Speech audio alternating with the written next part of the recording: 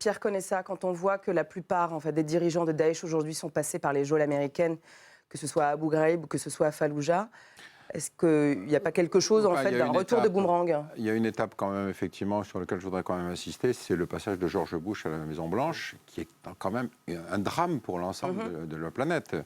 Je trouve tout à fait indigne qu'on oublie complètement ce phénomène. C'est-à-dire qu'on ne demande pas que George Bush soit déféré devant la Cour pénale internationale, est une espèce de faillite toute de la diplomatie des droits de l'homme, complètement.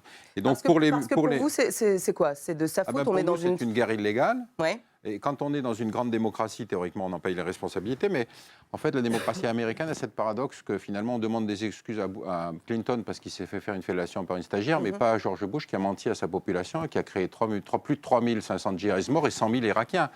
Donc, je veux dire, c'est un deux poids, deux mesures. Qui a menti, pour être clair, sur les armes de destruction massive totalement, qui avait décidé la guerre avec les néoconservateurs. Bon, le problème, c'est que les néoconservateurs ne sont pas morts depuis et qu'au contraire, ils ont fait des métastases, y compris chez nous.